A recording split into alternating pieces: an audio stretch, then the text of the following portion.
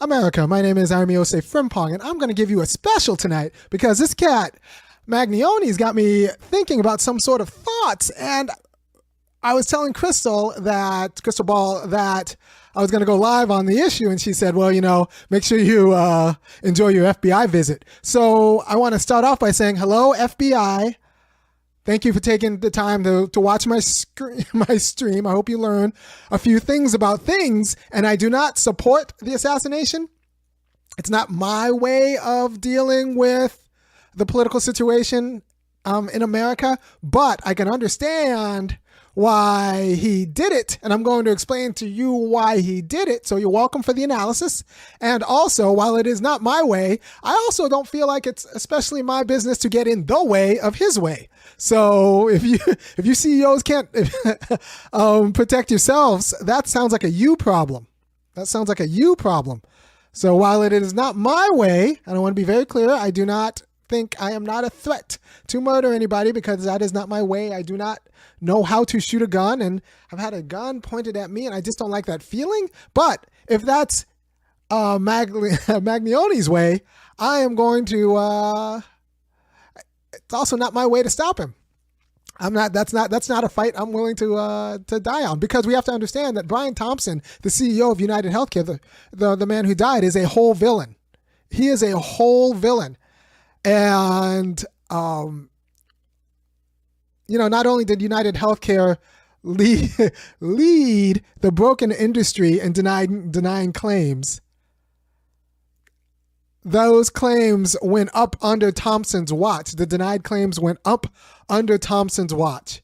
So you have to understand what that means. Like, he was paid $10 million a year to deny Americans health insurance, and he denied it better than the other person who denied it before him. So he was making all of his incentives and bonuses, right? So he got the promotion for being a villain.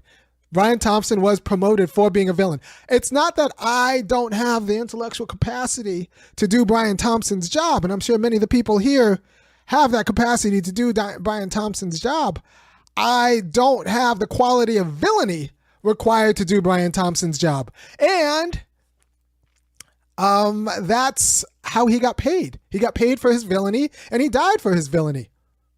And sometimes that's just that's how the cookie crumbles. It's not fair. It's also not fair that a lot of people who didn't ask for cancer get cancer. Like Brian Thompson did stuff through his intentional actions that led to people who otherwise wouldn't shoot him, seeking him out to shoot him because it was very lucrative to be a villain. Right? You got to pay the cost if you want to be that kind of boss. And that was the cost he paid. So that's just sometimes the way life works. If you are the kind of person who decided that you're going to make $10 million a year denying people claim, if you decide that that's what you need to do to feed your family, that's a decision that other people could have made but decided not to. And you're getting paid not for the quality of your business acumen, but because you're the kind of jerk who would take that job and decide that that's how you want to spend your one wonderful life. And that's a you problem. So we need to not confuse ourselves into thinking that Luigi Magnone is the problem in America. Brian Thompson is the problem in America, and the routine way we produce Brian Thompson and people who want to be Brian Thompson. That is the problem in America.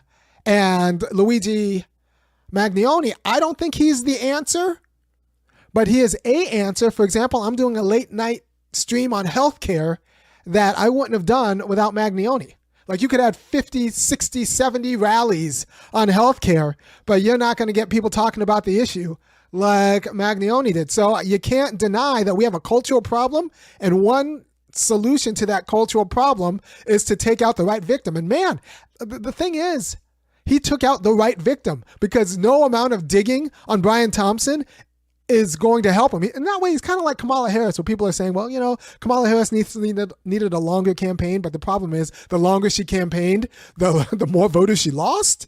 So Brian Thompson is not going to live a great posthumous life because the more digging you go into him, the worse this guy comes out. He was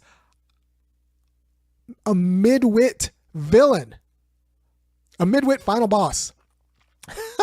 Maybe he's not the final. No, he might have been the final boss, but not midwit. He's a regular smart guy, but like he was a whole villain. Like he was under investigation for dumping stock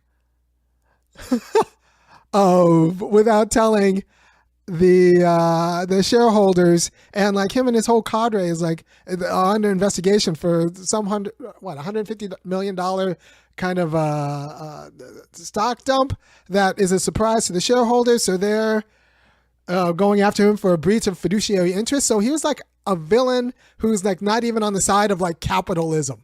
He's just a jerk. He is a whole problem. And we need to look at the America that produced Brian Thompson.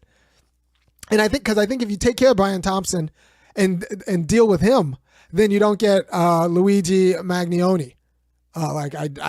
There's nothing about this Magnone kid, and he's 26, which means he might have just gotten kicked off of his parents' health care insurance, which would be a fascinating twist to the story. But he seems, I've read his writing, he seems like a bright guy. He is not dumb. There is not a real mental health issue. I'm sure people are going to spin it that way, but if he's mentally unwell, then like everybody who goes into the armed forces, not everybody, but like a lot of people who go into the armed forces are that unwell, because he's actually cogent and thoughtful and is not like perverse or anything. He's just a guy who thinks, and this is where his thought led him. If you're his publicist, and I think he should get a publicist, you go after like you tie him to Bonhoeffer. He's like a thoughtful guy. Bonhoeffer was the clergyman who tried to assassinate Hitler but didn't get away with it. And you try to pin Brian Thompson as Adolf Eichmann. If you don't know about Eichmann was the Third Reich's like head Jew mover.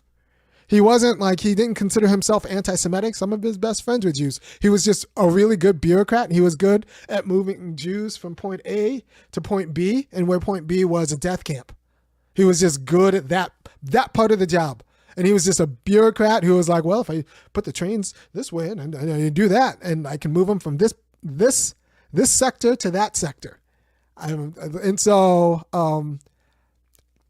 There's a famous book by Hannah Arendt called Eichmann in Jerusalem about Eichmann's trial. And then Hannah Arendt kind of realizes that Eichmann's not some nefarious evil guy. He's just kind of a rube who's good at this like one bureaucratic task. And any sort of idea that pits him as like a deep genius villain confuses what the problem is. Right? So right now, we've spent the last, 60 years telling ourselves that whatever your job is, even if your job is the bus driver who thought it was his job to deny Rosa Parks a seat in the front of the bus, any job you do is a good job just because it takes place in a good system. The problem is, if your job doesn't take place in a good system, you might be just a part of the whole problem, of a structural problem, where regardless of your intention, the fact that you do a job in this unjust system makes you part of the problem. So in America, we tell ourselves that the whole system's good. So even if my job isn't fancy, even if my job isn't particularly fulfilling, I can feel good about participating in this system. The problem is the healthcare system isn't a good system. It's fundamentally unjust. And Brian Thompson wasn't the quality of actor who was laboring to use all of his might to make the healthcare system more just. He wanted his nut. He wanted his payday, and was even screwing over his own company to do it, his own company's shareholders to do it. So he was screwing over patients. He was screwing over his own shareholders, and then he got. And that just sounds like unfortunate for him. But we need to think about the quality of characters we're promoting within this industry. Like smarter people could have gone into healthcare management, but they decided not to, or insurance executive management, but they decided not to because they actually wanted to be proud of themselves and their lives, and they didn't want to have to tell their kids that their job is to figure out ways to deny people healthcare, because that's what his job was, to figure out ways to legally deny people's healthcare. And then on top of that, he stole money from the company. So this guy, talk about not being a perfect victim. We talked about Mike Brown not being a perfect victim before because he had thuggish tendencies. But Brian Thompson is, he's almost a comic book character quality villain. And, you know, a lot of people die in a lot of ways, and he died in this way. And, you know, the best thing about his life and death might be that his death promotes the quality of conversation we get to have right now about Luigi Magnone, who is 26 years old. And if he got kicked out of his parents'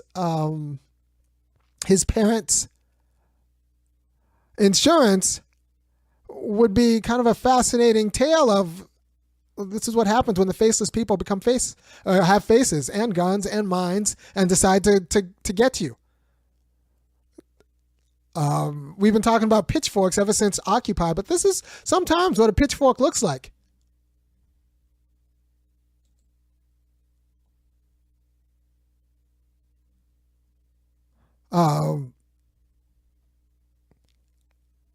Sometimes this is what a pitchfork looks like. And we need to address that and own that this is what a pitchfork looks like.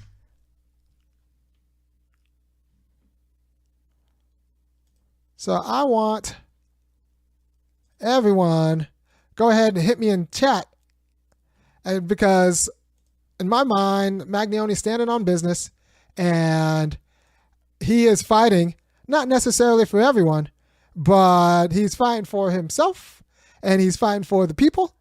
And it's not exactly easy to get people talking about this issue in the way that he did. And one of our political problems is the culture. And he found a way to fight through the culture. If Obama had been a little bit more forceful on the podium, then we wouldn't have to fight through the culture this way. But a little too many people were too casual about too many other people getting denied coverage, and then it leads to a Magnone doing what he does. And that's where we are right now, and that's where we just need to accept that this man was standing on business, and we need to understand that if you're his publicist right now, your whole job is to actually depict Brian Thompson as Eichmann. He was just that. He was an awful guy, who got rich by denying people's claims. And Luigi Magnone, maybe you cast him as Bonhoeffer, as a quality of Bonhoeffer. Bonhoeffer is the German clergyman who tried to assassinate Hitler, and it didn't work out. But you just have to understand that Thompson is the villain. Thompson is the American problem. Thompson is the gangster. Luigi Magnone, he's the Jack Ruby. He's not just a pat, but he's maybe he's not Jack Ruby. Who knows? Did we ever figure out why Jack Ruby killed Lee Harvey Oswald? And also, this could be the start of a third party. If you don't understand, this could be the start of a third party. So you take all of the crappy liberals who say you can't really, this is never the answer, and violence is never the answer, no matter how effective it is in spreading your message to people who just need the message spread. You leave them to the Democrats, and you take all the law and order people who say the cops did their job and we hope this guy gets a chair. You leave them to the Republicans, and everybody who's left, everybody on this stream and everybody who's like me is like, I wouldn't do it myself, but I understand what he did it and why he did it. And And everybody who understands that Brian Thompson's a bigger problem for America than Luigi Magnone. You take all of those people and make that the core of your third party. That is a base of people I can deal with. That's a base of people I can rock with. Right? So thank you for FBI for watching what I'm watching, for watching me. You could subscribe too. I'm sure if you haven't, I think I probably picked up a few lifetime subscribers with this stream, just saying that Luigi Magnone is actually a rational response. It's not my rational response to the American situation, but it is a rational response. It is a rational response to this unfortunate situation. And we need to just seize the moment. Seize the moment to talk about healthcare. Seize the moment to talk about the villainy of Brian Thompson. And like I said, Magnone's solution isn't the solution that I would choose, but the solution I would choose is a YouTube show, which is nowhere near as effective as moving the needle on this dialogue as Magnone. So maybe Magnone was actually better at politically thinking than I am. I'm humble enough to admit that.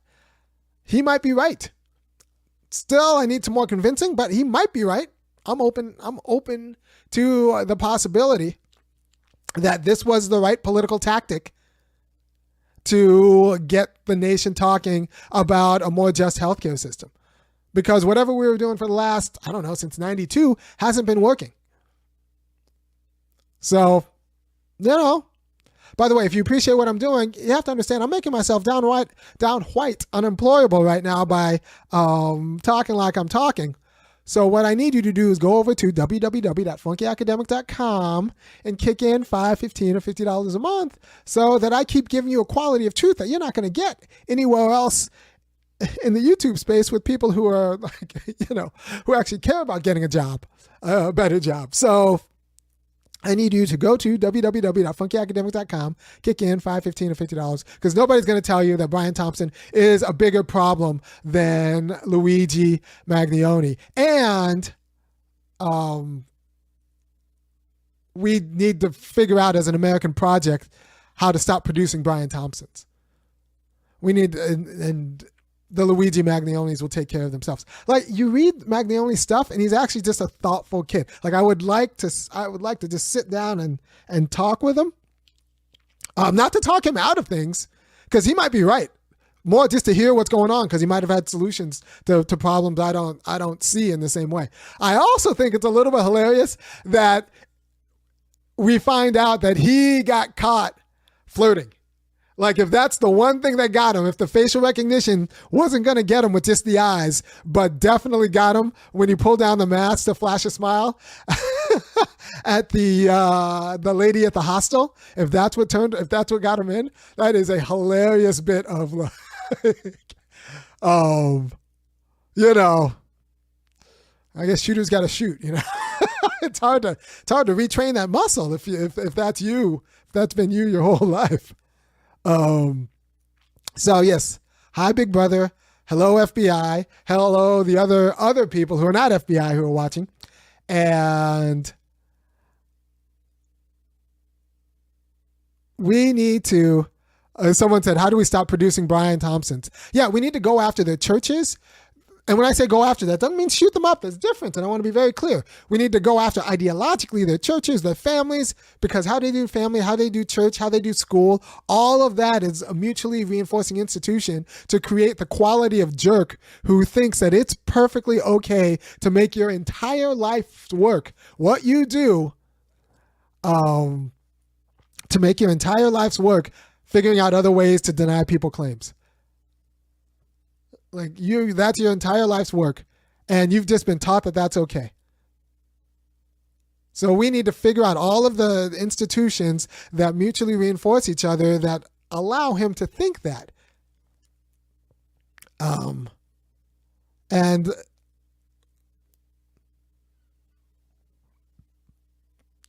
you have to understand that these are this is reinforced. This isn't autonomous behavior. Brian Thompson comes from a church. He comes he comes from a church. He comes from a family of people who thought it was okay to be Brian Thompson. He comes from a wife who married him because he earns and was likes the fact that he earns. And his real estate agent likes the fact that he earns, doesn't care what he earns doing. So all of those people are American products. And so until Brian Thompson stops getting paid and laid, we are going to have to deal with him. So we need to organize society and a culture that stops Brian Thompson from getting paid and laid for doing what he was doing.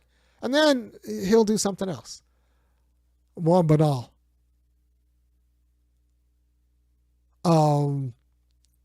So you got to figure out the structures that pay and lay Brian Thompson and undermine those. And you don't undermine those by shooting them up. You undermine them with ideological attacks. And that's what we haven't done. And this is the stakes. Like, we create Brian Thompsons by the truckload. We manufacture them the same way Iowa makes corn. We just grow them. And we need to stop telling people that it's okay if what you do is trash as long as you make money because you're participating in a good system. We need to think about people who actually aren't participating in a good system, because the U.S. healthcare system isn't a good system. It's not some banal system that you're just kind of a bit part in. It's actually nefarious. And you're sucking people out of you're extracting and extorting money out of people who are dealing with an inelastic good and infelicitous government policy. And you found a way to get your nut by exploiting other people. And that's a problem. So healthcare shouldn't be for profit. I mean, we could take the profit motive out of healthcare. That would help. Like, I'm one of those guys, insofar as I'm on the left, I think that everyone should get healthcare, but I'm not one of those guys who think that, like, you should get it for free. You should get it because you have a job. It just shouldn't matter what job you have. Any job in America should qualify you for healthcare. As soon as you get any sort of W-2, you should get healthcare. Because the idea is that you need to participate in the system of America in order to get all of the excess goods that America produces. So at any level you participate in the system of America, you should get full health care, everything. Everything. You should get a Cadillac package as soon as you get any job. Any job. And if you cannot find any job, the government should step in as the employer of last resort.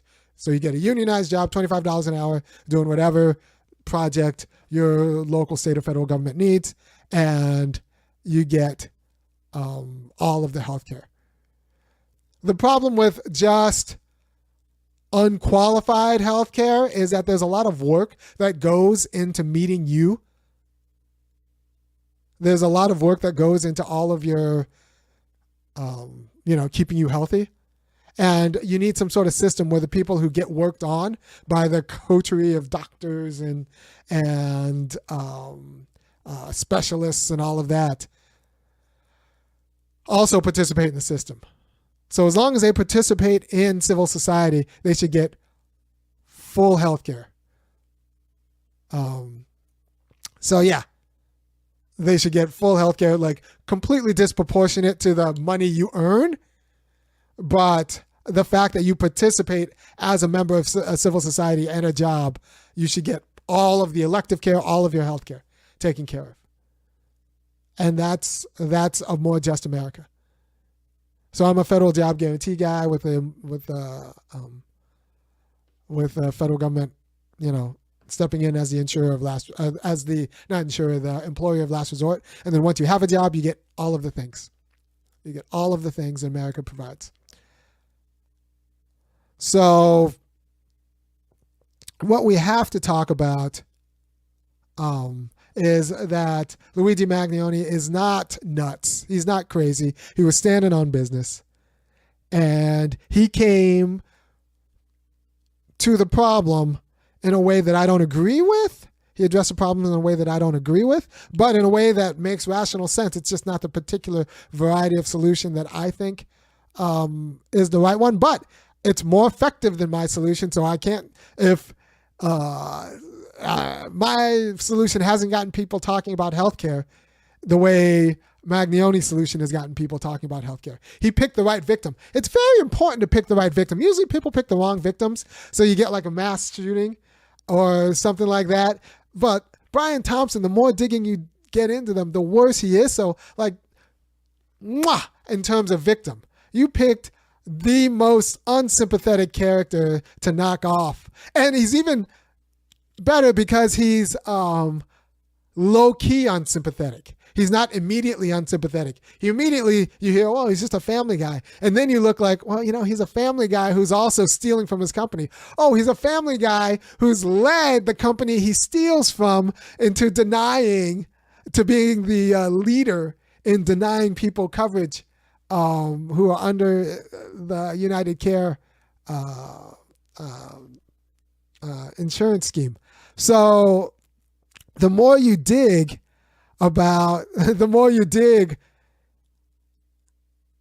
into Brian Thompson's way of life,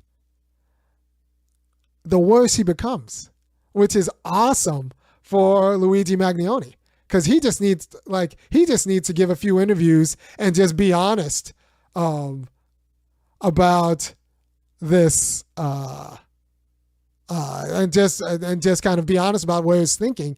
And then people are going to start digging into Brian Thompson. And then the problem with Brian Thompson is just going to be more and more and more. This was an extrajudicial murder, but for someone who might have been guilty, and we just don't have the laws that are crafty enough to doing it for addressing him. So, also, I don't think Luigi Magnone, like me, neither of us are looking to kill themselves. So if someone finds Luigi dead, he was killed, he was assassinated. And if someone finds me dead, I have 3 wonderful children who I put to bed and then came down to do this stream. If someone finds me dead, I did not do it myself. I was killed. It was the FBI that got me, or paid somebody else to get me. So, and yes, I'm talking about you, FBI. And all those people who are not FBI who are watching this, go to www.funkyacademic.com and kick in $5, $15, or $50 a month. And I'll keep talking the way I'm talking because, this isn't really the way to get a job with, for example, United Healthcare. All right, so let me go through chat real quick. If you have anything to tell me, go ahead and put it in chat. I think I would love to sit in the room with Luigi Magnone, publicist. First of all, I think he comes from a rich family, so he's going to get all of the things, which is interesting. I want to see his publicity and like all of the, he comes from connected people. And so I want to see the quality of media operations Magnone Central puts out. I want to see the quality of media that Magnone puts out, because I think it might be pretty awesome. It might be pretty stellar. He comes from operators, and I think if he has a mother or a cousin or a brother or anybody who's worth it, or even friends. Apparently the guy was pretty popular. He's a valedictorian. He's pretty popular. So if he has friends who are worth a darn, who are willing to band together and strategize to make him, a cause célèbre of the nation, of the healthcare fight, that would going to be a great... Dave Franco playing Luigi in the movie is, yes, good call. That would be a great, that's going to be a great trial to watch. It's going to be a better trial than OJ. Might not be more watching OJ, but it'll be up there with OJ. It'll be up there. And in terms of culturally significant trial, I think it just might be fascinating. Especially if they just lean in on why it might be justified. Why? Because he's just looking for an acquittal. Yeah, I did it. And yeah, so he's looking for acquittal. We're looking at the modern Orestes. Look it up. But we're looking at the modern Orestes. Maybe I should have put that in my video. Louis Magnone, American Orestes. But he's the good guy. He's the good guy. You got the what's the League for Italians that looks out for Italians? The ones who didn't like The Godfather. The only thing I can think of is the Anti-Defamation League, but that's for not the Italians. But like, if everyone pulls together in defense of Luigi, this could be a fascinating trial, because healthcare itself is on trial. Healthcare itself is on trial, and you just make it like that. And I think Magnone gets off. And, we're just trying to get him 25 to life. We're just trying to, if he doesn't get off or hung jury, we're just trying to get him on like a cushy house arrest, or like a place where he can write like fun, like memoirs, and maybe get lucky every now and then. Get conjugal visits for some chick he picks up through writing letters. And then if he turns into like the Birdman, if he ends up in Moscow somehow, that would be even better. Or Trump might pardon him. Yeah, if he gets a Trump pardon, ooh, you know what? Make that happen.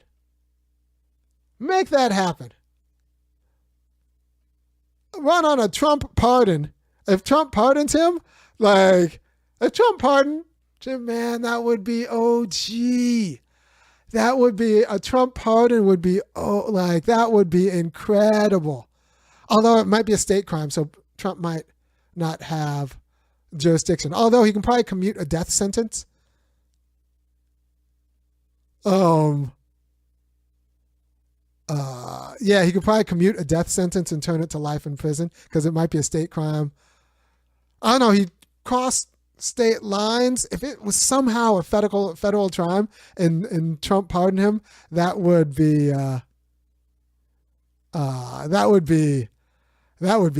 fire. That would be complicated. That would be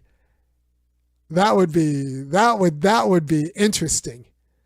That would be very interesting. But yeah, on life in prison, where he just kind of got, where he just like spent the rest of his life reading books and like occasionally getting laid. Sounds pretty fine with me. Fine to me. I would be cool with a pardon too, just because we're pardoning people now. That's just kind of in the water. So if Trump did it, that would be that would be the ballerest move. Like I was about to call Trump a free Negro. That would just be like a man who just like doesn't care, and is like living life on his own terms. But yeah. But just make sure that he doesn't have. Just make sure he doesn't have keep him out of death row, and I think we win. We win on the issue. I mean, if you just acquit him, that would be something special. But that would be awesome if Trump pardoned him. So yeah, we need to understand that the real villain is Brian Thompson, and a solution is Luigi Magnone. I don't think it's my solution, but it's more effective than my solution, because my solution is talking to you guys, which isn't really moving the needle on the issue as much as knocking off the worst man. Also, we need to understand that Brian Thompson is a perfect victim, because the more digging you do on him, the worse the guy gets. He is an awful human being, and we need to be clear that he is the quality of awful that is America's problem. He is an awful human being. The only thing that would be better is if Luigi Magnone were a chick. If Luigi Magnone were like, a smart woman, that would be that, because then you get all of the Lib Dems going for him. But that's what it is. So I'm just saying that standing on business, he is in his right mind. He's a smart young man. He made a decision with his life. I've seen people both kill and be killed over less. And we need to understand that, we need to tell corporate America, this is the cost of doing business the way you do business. Magnone. I'm going to have to hear someone say it before I say it correctly. But we need to understand that his solution, while not my solution, is a solution and is a viable solution, and it's effective insofar as it's changed the course and the discourse about this. And this trial should be theater. This should be like the Chicago 8 trial, where the trial is itself, the verdict doesn't matter. This is like the trial of Jesus and the trial of Socrates. The verdict doesn't matter. What you have are the cameras on you. So you go from, it's like the Rorschach chapter in The Watchmen, where they think that they put Rorschach in jail, where it turns out that they're in jail with him, right? So Magnone needs to turn the tables, and where he uses his trial to put America on trial. He uses his trial to put healthcare on trial. And since we can't look away, this is perfect. As a perfect opportunity for spectacle hacking. He's going to have all of the cameras to tell his side. And if he understands that his side is just to get out of getting the needle, then if he understands that his side is just getting out of getting the needle, he could just use a spectacle to make all of the arguments he wants. Like, he could do it, bring up all of the witnesses. His trial could just be like the greatest campaign for universal health care the nation has ever known. Because he'll have a captive audience. He'll have the ability to marshal social media and all of the mainstream media. And then now all of these mainstream media outlets are now going to be relevant by having access to his trial. So this is going to give MSNBC and CNN something to do. So this is going to be this could be the trial of the new millennium. This could be the trial of the century. And this could be the trial that gets us healthcare in a way that normal people, don't have. The kid's smart. The kid is smart. Is he as disciplined and all of that? No, but his family is also rich. His family is also rich, so they can buy him the best kinds of publicists. So they can buy him the best kind of publicists. Like, he did the thing. He picked the right victim. Picking the right victim is so important, people. He picked the right jerk to murder. That is just, if the best decision of this whole thing is picking Thompson to off, because that man is scum. And you know what? Everybody who takes Magnone's side, even corporate actors, might even get over on this. For example, I heard Burger King tweet, "So you need to come to Burger King next time. We don't snitch." If you can be like, "We don't go to McDonald's. McDonald's is full of snitches, and Popeyes will hide the gun for you next time you off someone like that." So that's we've only just begun. The internet is just beginning. The internet is just beginning on Magnone. So so thank you for your time. Once again, if you appreciate what I'm doing on this stream, go ahead and go to www.funkyacademic.com. Kick in $5, $15, $50. Anything you want me to address on my next stream, go ahead and put it in the comments. I'll probably be talking about this until this guy's acquitted. I'll probably be talking about this. So like, I don't know. This is a really elegant solution. All right. So let me tell you about nonviolent. People talk about nonviolence, and Gandhi talks about nonviolence. It was a media strategy. It was a cultural strategy. And, towards the end, King was giving up on nonviolence because he was like, it's not working. Like, it was a media strategy. It was a cultural strategy to show your humanity. But that cultural strategy wouldn't have worked. Wouldn't have worked. Because there's nothing more showing your humanity than like not being able to pay your medical bills, and nobody cared. Nobody cared about these theater die-ins. You can't dramatize a spectacle. This is the best the goal of nonviolent resistance is to dramatize the spectacle so people have to confront themselves as being complicit in it. That wasn't working with universal health care. This other way of dramatizing the spectacle might be better because it forces people to decide between Magnone and Thompson. It forces people to decide. So this is an effective forcing the crisis. This is an effective protest. It's an effective spectacle. And if he could hijack the spectacle and turn it into a show trial like the Chicago 8,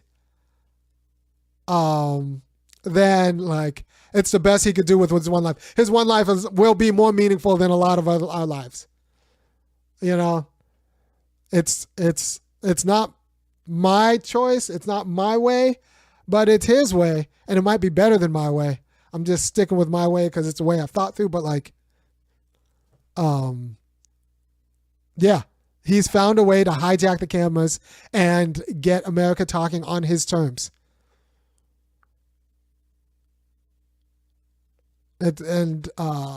Yeah. So his goal right now is just avoid a needle. If he avoids a needle, and then he wins. And if he avoids a needle and pushes the message, then that's his contribution in life, which is more than a lot of people who sign up to like win a war, to go fight a war abroad get, right? Which is more than, we got 500,000 people, anywhere between 500,000 to 1 million people in the Ukraine fight have been killed. And let's be honest, if he gets in jail, I think from what I know about organized crime, I think he'll be taken care of pretty well in jail. I think the black people are going to leave him alone. Mangione. Okay, Mangione. There you go. So now for the next stretch, I'll be calling him Mangione. So, and I think he might be, there's reason to believe that he could be connected in such a way that his next 50 years in jail are kind of as decent as it gets. And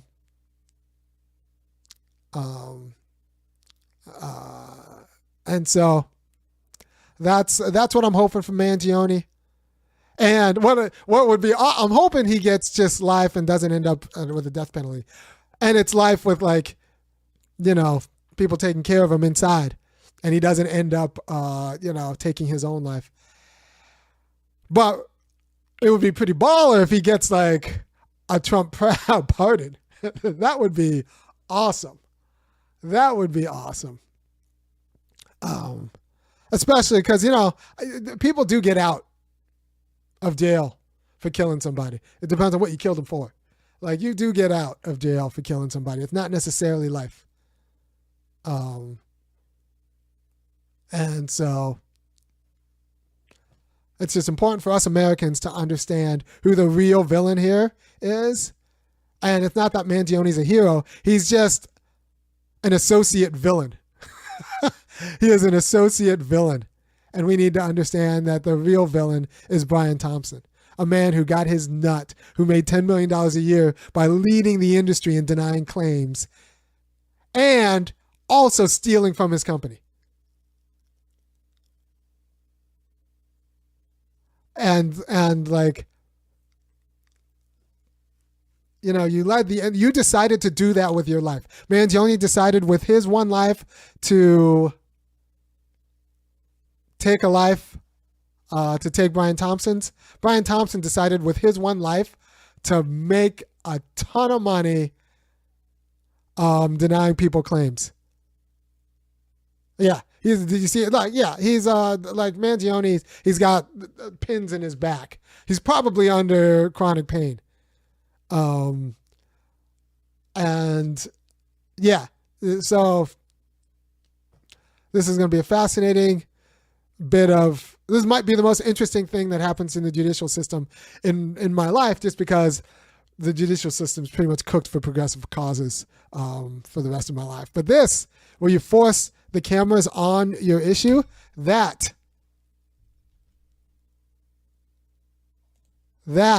is interesting. That is America in a fascinating way. All right. Thank you for your time. I will talk to you a different time. I will read the comments. So if you have anything to say about the trial or what it means to have a show trial, not a show trial, it's something different, a spectacle, to turn this into a spectacle and put healthcare on trial. And now you have a captive audience of the entire nation.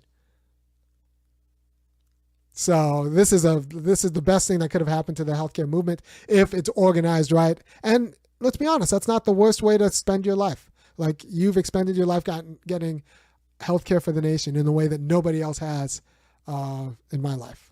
So thank you for your time, and I will talk to you about something different at another time. Peace.